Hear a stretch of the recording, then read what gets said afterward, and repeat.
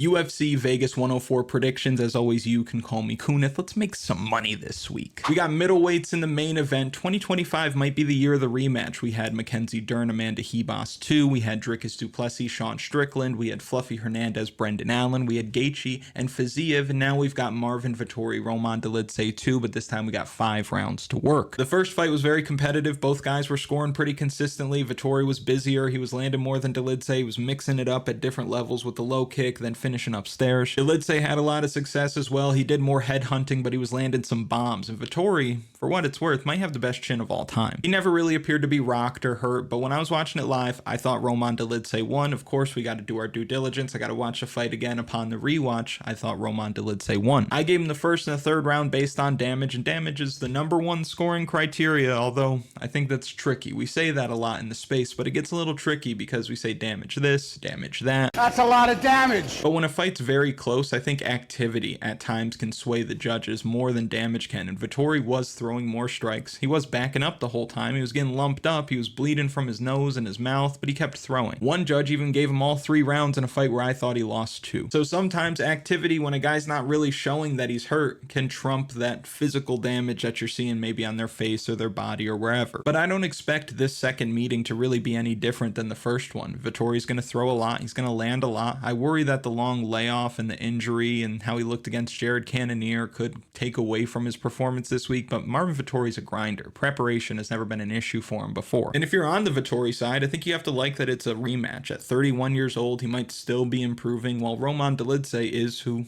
he think he is. And at times, I like that for a fighter, right? Do what you do best. If your style is going for broke, swinging for the fences, making it a dirty scrap, then by all means do that. He's got the power advantage. Why not use it? The issue that he faces, though, is that for as big as that power is coming from Roman Dolidze, he tends to get his legs chewed up. Not very good at checking low kicks. Everybody who fights him, that's part of their game plan, is start chopping away at that lead leg. And the more you do that, as the fight goes on, that power starts to fade a little bit. And they got 5 rounds to work, so I think Marvin Vettori invests in that early. Another thing about Dolidze that I don't really care for is that he tends to load up. So when he's missing on these punches, he's missing big. He's finding himself off balance. That opens him up for counters, and it's just not a good look for the judges. And while I thought Vettori lost the first meeting, I do think again that it was a close fight, and something that Vettori did really well was he let the fight come to him. He let Roman Dolidze walk onto punches, won the volume game again. He also had Roman Dolidze walking into those leg kicks. And a little detail that I liked about the Vettori leg kicks is that he spent time in Thailand before the fight. So when he was throwing those round kicks to the lower body, he was doing it Thai style. He wasn't throwing it to the calf like what is super popular in MMA today. He was throwing it to the thigh. And while the thigh is a bigger muscle, more surface area, it can take more of a beating than the calf. So that's why you see the calf is more like debilitating when guys get kicked low like that. What I like about that kick to the thigh is that it's a lot easier to land, and it's a lot harder for guys to get out of the way. Like with the calf kick, you see a lot of times guys just kind of back up and straighten their legs, and then they're out of range, or it's just hitting the front of their shins. But you can't really do that with the thigh kick. You have to either be completely out of range before the kick comes out, or you're going to have to try to check it high, and it's just hard to do. So I expect him to blast Roman Dolidze's lead leg, work the inside and the outside of the leg like he did in the first fight, and that's going to take away from the power, and I think he pulls away in the 4th and 5th round. I expect Vettori to win one of the first 3, maybe like round 2 like he did in the first fight. I don't think he's going to win all 3. I think Dolidze is going to win 2 out of the 3. It might be the 1st and the 2nd or the 1st and the 3rd, but I think Vettori is going to steal one of those rounds, and I think he's going to take over in the 4th and 5th, and I think he's going to be much better late. So I'll take the younger guy here who's got more strikes to work with, better output. Hopefully the ring rust doesn't get to him after the time away, but give me Marvin Vettori to win this fight by decision. And real quick, if you haven't already, like the video, subscribe to the channel, comment something for the algorithm. I know you know how it works. I don't need to explain it. Next, we're looking at a fight between Elizeu, Zaleski, Dos Santos. He's fighting Chidi and Njokuani in the co-main event spot. If you've watched the channel before, you know I'm not a Chidi and Njokuani guy. Doesn't have the best gas tank. Once he starts feeling a lot of pressure, I don't think he's somebody who's going to respond all that well, especially at 36 years old. Not really going to fight from behind to win. He's best when he can go out there, get ahead of his opponents, and kind of hang on to that lead, but he finds himself as the underdog here. I think Elizeu Zaleski dos Santos has only been knocked out once in his long career. Great durability. Zaleski's shown an ability to fight from behind. You look at that fight against Rinat Fakhretdinov. He's coming off of a nice knockout win, and Chidi is a hard guy to trust. But for me, I don't think that Chidi and Njokuani should be the underdog here. Slightly younger, much taller, much longer, and for Chidi, what I like about him, despite the things that weren't so nice, what I like about him is the technique is crisp. Technique. Like, he may not be that kind of junkyard dog that we want the fighters we're betting on to be, but he does have that kind of swagger to him where it's like, yo, I've been doing this for a long time. You look at that Muay Thai technique, he throws those hard knees in the clinch to get to the target right away. The angle is nice, the foot is pointed. When he's throwing his kicks, whether it's with the lead leg or the back leg, whether it's low, middle, high, there's no fat on these techniques at all. It's super crisp. He's always turning the hip over. It's landing with a whole lot of power. So here's where I'm at with it. The best case scenario, matchup wise for Chidi and Njokuani, is to fight a guy that he's faster than, bigger than, a guy who wants to strike, and a guy who's not known for having a ton of power. And that's kind of what he has in front of him this week. You look at the recent losses: knockout loss against Gregory Rodriguez, mountain of a man. Former light heavyweight and power puncher Michal Leksichuk. The Albert Duraev fight, could have went either way. If he threw maybe one or two more strikes in those swing rounds, he probably would have ended up winning that fight. Some people think that he should have won based on damage without those extra strikes. Even before the UFC and the Bellator losses, big, powerful middleweight. So I like the matchup here. I think this is an opponent that Chidi can look good against. He has the length, he has the power, the distance management, and Zaleski's not going to force him to fight at a crazy high pace, I don't think. So give me Chidi and Njokuani to win this fight by decision. And at his price, he probably finds himself in the official betting article this week. You can find that on KunithMMA.com. Third straight week last week of a profitable event. Things are looking good. Want to go make a little bit of money? Go visit KunithMMA.com, linked in the description and in a pinned comment. You can also get DFS tools like the data model, strategy guide, optimizer, all of that good stuff, and the community parlay. You can find all of that on KunithMMA.com. Again, linked in the description and in a pinned comment. Let's get back to the breakdown. Let's get back to business. Next, we have a fight between Alexander Hernandez. He's fighting Kurt Holobaugh this week. To me, this is Alexander Hernandez's fight to lose. He has the athleticism edge. He's younger. He hits harder. If he wants to, he can wrestle here. Kurt Holobaugh's been taken down by Austin Hubbard, got stuck under Trey Ogden for 3 whole rounds. Kenan Kraszewski took him down multiple times as well. So if Hernandez wants to, I think he can get this guy down to the mat whenever he wants. Now, Holobaugh does have good submissions. He can be active off of his back, but Alexander Hernandez strikes me as the kind of guy who's going to do a good job of staying safe on top. On the feet, I think Hernandez is a little bit faster. I think he's going to do a better job of throwing punches in bunches. Holobaugh at 38 years old, he's not going to win a whole lot of fights in the UFC. This is his second stint in the promotion. Across both, he's 2-5. I don't think that he's going to be somebody who wins a whole lot of fights, especially when they're matching him up like this. He's solid, but I think it's a bad matchup. I like the younger man to get it done, lean on his physical advantages, win more minutes. There's no chance that he finishes Holobaugh here because Holobaugh's as tough as they come, but I do think he can outwork him. I expect it to be competitive in spots though, so if you wanted to take like Kurt Holobaugh plus 3.5 here, I think that makes sense, but I do think that Hernandez does more in 2 out of 3 rounds to get it done, so give me Alexander Hernandez to win this fight by decision. Next, we're looking at a fight between Damon Blackshear. He's fighting Cody Gibson this week. Cody Gibson's got a little bit of momentum right now, coming off a back-to-back win. Submitted Brian Kelleher in round 1, dominated completely Chad Anheliger on the mat with his grappling last time out. We picked him in both of those fights because of that grappling. Because he's so long when he hits the mat, it's hard for guys to get him off of him. And he's a good wrestler. I believe he's a wrestling coach. I think that's what is said during the broadcast. So you would expect him to come in here with good takedowns, knowing how to be able to control guys on the mat. So it was no surprise to see him do that to smaller guys, but I don't think he has a chance of doing that this week because Damon Blackshear matches up very well physically. I think Damon Blackshear is going to be a lot stronger in the clinch as well. I think there's a chance that Damon Blackshear is the better striker here, and even if he's not, Cody Gibson's landing with next to no power, so I don't think it'll make a huge difference. I love me some Damon Blackshear. I think he's a problem. This is a guy that fought to a draw against Yusuf Salal. This is a guy who got robbed in a decision against Mario Bautista on 6 days notice. This was after hitting a twister. I think Cody Gibson can be bullied in there, and I think Damon Blackshear at times is good at being a bully. So give me Damon Blackshear to win this fight. I think he ends up winning by submission. I think he finishes Cody Gibson here. Diyar Nurgozhay, he's fighting Brendson Ribiero this week. He's making his debut in this spot. The undefeated fighter from Kazakhstan coming in at 300 or worse. Parlay fuel, big pimpin'. Easy work, absolutely easy work. Brendson Ribiero came into the UFC as a potent finisher, hasn't sniffed a finish since. Nurgozhay's coming off of that nasty head kick knockout on Contender Series. The guy was fighting in Eagle FC, became a champion there, 5-round experience, so you know the cardio is going to be on point. I don't think Ribeiro's going to do well against the firepower that's coming back his way either, especially if this fight gets extended, because Nurgozhay is going to give you a much better third round. And when you consider that Brendson Ribiero is rocking a goose egg takedown defense number in the UFC, not a good look at all. Gave up 5 takedowns to Magomed Gadzhizulov, who we know is not a great grappler. Bruno Lopez was kind of throwing him around a little bit. So I think this is an easy one. Give me the debutant to stay undefeated. Again, parlay fuel of the highest order. Give me Diyar, Nurgozhay to win this fight inside the distance. Next, we're looking at a fight between Kevin Vallejos. He's fighting Suyoung You this week. I'm sorry if all these fights just seem super straightforward, but they do. There are a couple that are, you know, potential dog spots. I think the women's MMA can get a little dicey, but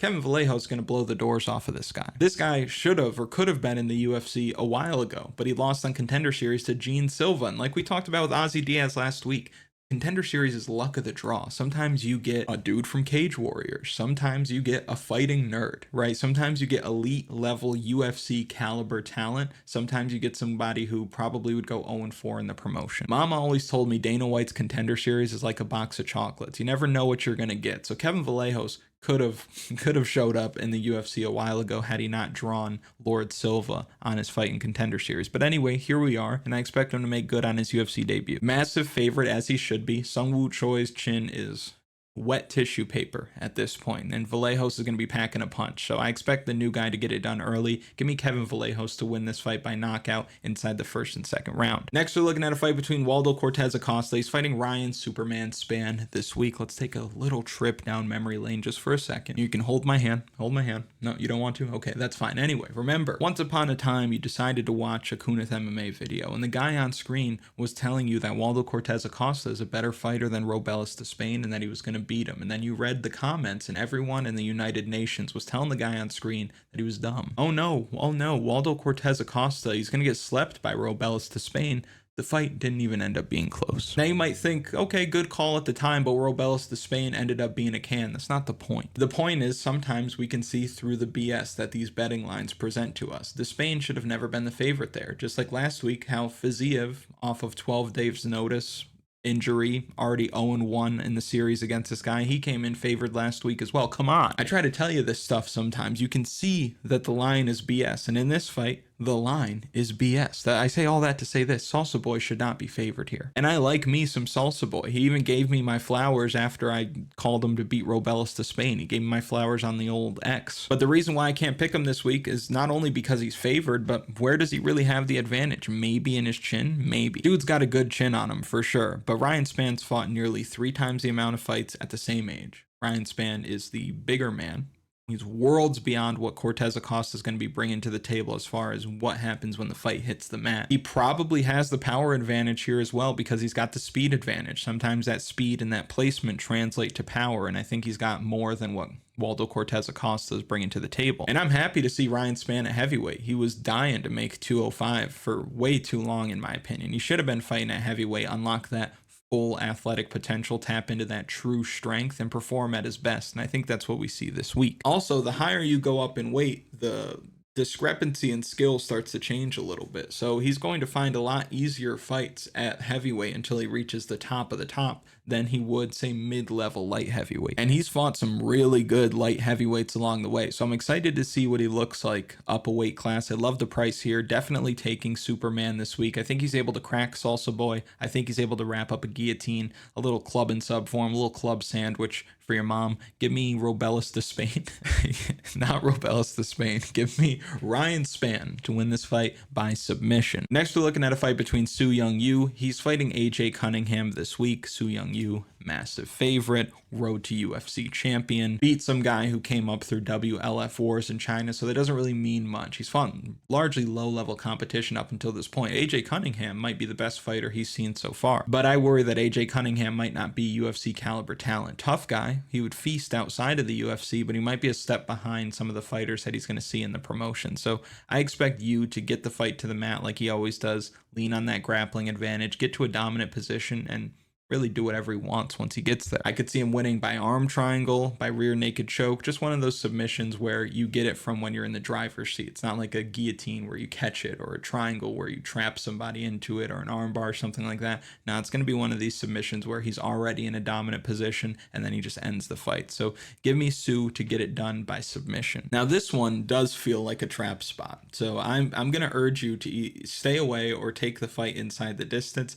I hate this fight, and I only hate it from a betting perspective because you got Josias Musasa fighting Carlos Vera. Musasa is a huge favorite here, a bit scary for an unproven guy being a favorite of this size in his debut. And when I say unproven, I mean it. I mean it because he hasn't fought anybody yet. It's not like last week where if you go through the comments, people are saying, why would you pick Ignacio Bahamondes? He's unproven. What are you talking about? Are you out of your gourd? This, for those of you that need reminding, this is what unproven looks like, is Josias Musasa. But what he's got going for him here is that he's younger, he's bigger, he hits like a truck, or at least the guys that he's been fighting make it look like he hits like a truck. Just worry that if he gets to the ground, Carlos Vera is going to put him in the web. A spot I would recommend you stay away from, I would sprinkle a couple of doll hairs on Vera by submission. I think that makes sense, but the pick for me in this fight will be the KO wizard, Josias Marshall. I think he gets it done in the first or second round with that big power. If he doesn't, I'm a little worried about him, but I'm going to go with the narrative. I'm going to say that the odds makers know what they're looking at here, but feel like it's a trap spot, a little worrisome, but give me Musasa to win by knockout. Next, we got a fight between Sam Hughes. She's fighting Stephanie Luciano this week. Sam Hughes finds herself in the same position that she has found herself in multiple times in the UFC. Outside of Sam Page's debut, you look at the fighters that she's getting matched up with, it's not the same fighter exactly every time, but it is the same kind of fighter every time. What I mean by that, Loma Lookboonmee, Luana Pinheiro, Estela Nunes, Elise Reed, Piera Rodriguez, Jacqueline Amarim, Yasmin Jauregui, Victoria Dudakova. What do they all have in common? They are young prospects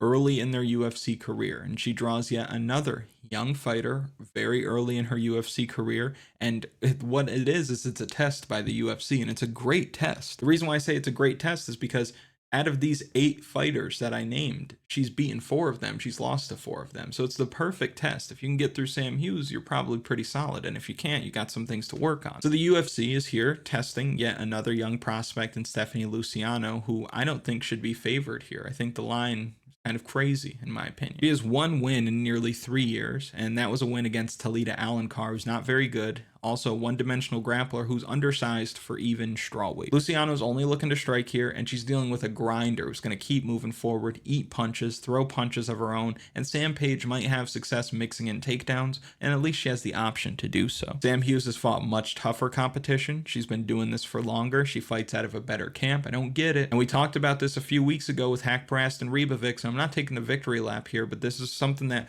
we've talked about, and we see it literally every week. There is a favorite who's like in that minus 200 to minus 300 range that loses. This looks like that person. Stephanie Luciano looks like she's the trap spot of the week. I know the Musasa one I said could be, but this looks like it definitely is. Because she's going to be facing the grittiest opponent she's ever seen this week. And I don't like the idea of someone with so few fights having this kind of price tag. I think there's big value on the underdog here. And the thing with Sam Hughes is you're not going to ever get a shortage of effort. She's always going to fight for your money, so why not take the price on that dog there? Give me Sam Hughes by decision. Next, we're looking at Andre Lima. He's fighting Daniel Barez this week. Andre Lima, I'm going to keep picking him until he loses. He hasn't really given me a reason to, and the matchups aren't really forcing my hand. Undefeated, 26 years old, but he fights like he's 32 and has been in the UFC for years. The young man's got great poise, patience, balance, fight IQ, cardio, everything you can ask for. He's not going to lose because he's making a mistake. Of course, he'll make some mistakes in there. Everybody will, but he's not going to make a fight-ending mistake. He will lose eventually, and it's going to come when somebody just overwhelms him with activity, but he's never going to lose because, or at least not anytime soon, because he put himself in just bad positions over and over again. Lima does a really good job of letting the fight come to him, letting the fight develop, taking what the opponent's giving him. And Barez is talented, he's fast, but I think he's at a skill disadvantage here, and I think as the fight wears on,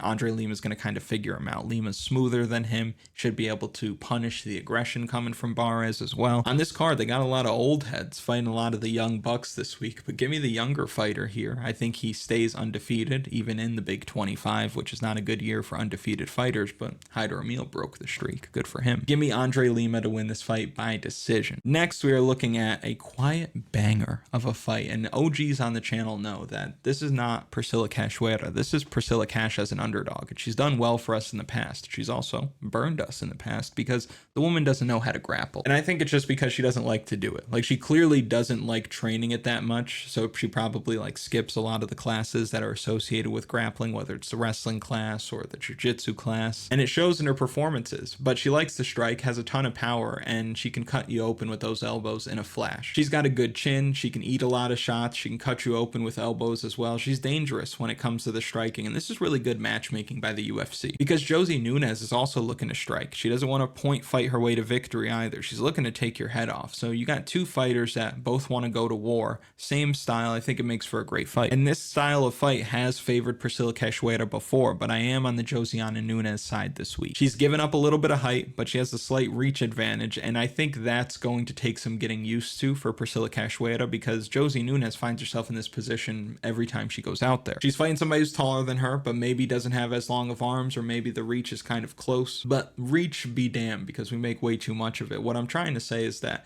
Cachoeira is probably going to have more of difficulty adjusting to the smaller opponent than Nunes is going to have for fighting the taller opponent. And the reason why I say that is because when you're just striking, sometimes when somebody's shorter than you, you feel like you know what the range is, but if they're just as long as you and they can reach you, it's kind of tricky. And I think she's going to end up getting caught by those big overhand punches that Josie Nunes throws because she's going to think that she's out of range. And when she's getting caught with this, it's probably going to be happening early in the fight. And Cachoeira has made a career off of being durable, being able to get cracked multiple times and come back to fight. But I don't think she's really faced like this kind of power coming from Josie Nunes. I think that Josie Nunes is going to hurt her over and over again, produce the bigger moments as a result, and end up winning the fight on the scorecard. So give me Josiane Nunes to get it done by decision. And lastly, we have Yuneisy Duben. She's fighting Carly Judas this week. Carly Judas coming off of back-to-back split decision losses. In most splits, the fight could have went either way, and that was the case in her two fights. One with Ernesto Carrasqueta, one with Gabby Fernandez, who are both, mind you, solid UFC fighters. Now for Judas, she's still just a wee baby, 5 fights into her career. Duben exploded onto the scene after knocking out whoever the hell it was. I think Shannon Clark was her name. Knocked her out in Contender Series cold. Different type of power. You don't see that in the women's divisions all that often. Knocked her out cold as like a plus 900 underdog or something like that. And for Carly Judas, she does tend to get hit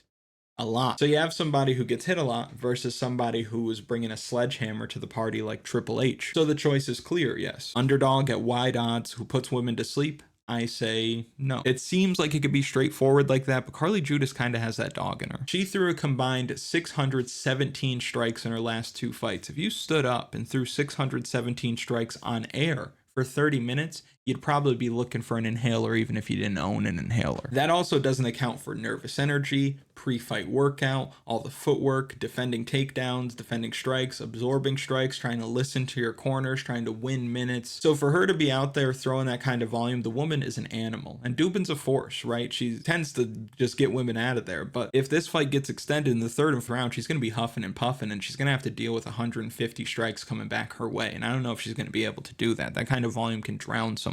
And you have to think distance management, defense. It's probably been an emphasis in the Judas camp because they're probably thinking, okay, let's weaponize the cardio by maybe throwing harder. So we don't throw as many punches, but we throw harder punches. That way you can also maintain your distance, focus on your defense, but still keep that offense going. Because they already know this isn't a fighter who's going to give up on herself. They're never going to have a fighter who gets tired. So now it's just about refining the skills, putting the pieces together. I get that Duben's probably the juiciest dog for most people this week, but I like what I've seen from Judas. I think she's the right side. I think she's favored for a reason. I think she's fought better competition even in a shorter amount of, or fewer amount of fights, excuse me, but give me Carly Judas to win this fight by decision. If you've made it to this point in the video, thank you so much for watching. I really do appreciate it. Make sure you like the video, subscribe to the channel, comment something for the algorithm, and I will see you next week.